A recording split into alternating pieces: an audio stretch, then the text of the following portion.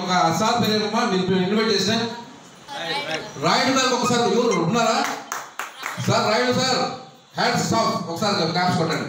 ఆయన లేకపోయినా ఇటువంటి మహాతల్లిని మనం పంపించి మనమందరూ ఈరోజు ఒక ఇన్స్పైర్ కావడానికి చేసిన ఈ యొక్క చిన్న ప్రయత్నము నిజంగా ఈరోజు మీటింగ్లోనే మన విశ్వనాథ్ చెప్పినట్టు మనకు ఏమే మనకు మార్గదర్శి. మీరు ఇక్కడ కూర్చోవాలి, ఈరోజంతా మీరు మాకు ఒక పెద్ద అగ్నినే కూర్చోవాలి, మీరు ఇక్కడే కూర్చోవాలి. Thank you sir. రైట్, ఇకపోతే ఫెయిల్యూర్ అనే పదము మనల్ని ఎంతగానో బాధిస్తుంది. ఒక్కసారి ఫెయిల్యూర్ అయితే ఏదో పోయినట్టు, ఇంకా మనము లేలేమేమో అని ఆ యొక్క బాధలో మనం కృంగిపోతాం. సార్ ఫెయిల్యూర్ అనేది అది ఒక స్టేజ్ కాదండి, సారీ అది ఒక కేజ్ కాదు, అది ఒక సేజ్. మనం ఏదో ప్రతీకారం అనుకుంటాం, అది సేజ్. సేజ్ అంటే ఏది? మనకు నేర్పించేది. ఒక ఫెయిల్యూర్ వస్తే దాంట్లో మనం నేర్చుకుంటాం సార్. ఒక ఫెయిల్యూర్ వస్తే అది ఏదో ఇంకా మనం అయిపోయినాము, మనం బందీలో పడిపోయినాము అని మనము మూల కూర్చోకూడదండి. దాంట్లో మనం నేర్చుకొని ముందుకు రావాలా.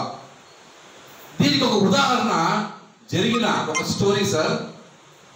అంటే దరిద్రము లేదు, కష్టము, నష్టము ఇట్లా ఏదైనా పదాలు వాడితే దానికి మించిన ఒక వ్యక్తి ఉన్నాడండి. అతను చుట్టూ ఇంకా బ్యాడ్ అనే పదానికి నిర్వచనం అని చెప్పచ్చు. బ్యాడే దానికన్నా ఇంకా అటువంటి పరిస్థితి కలిగిన ఒక సిచ్యువేషన్. ఎటు చూసినా అంధకారమే.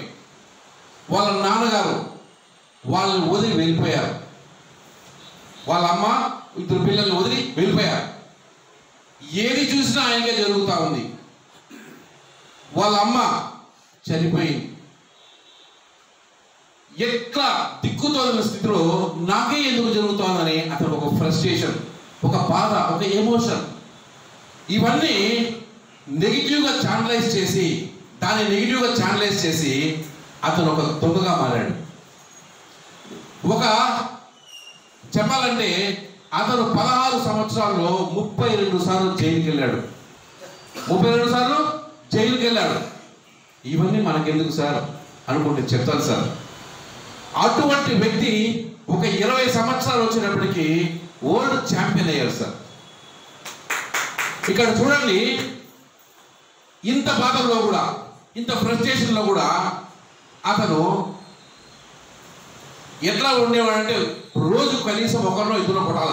కొట్టకపోతే తనకు ఆ కోపం తగ్గేది కాదు.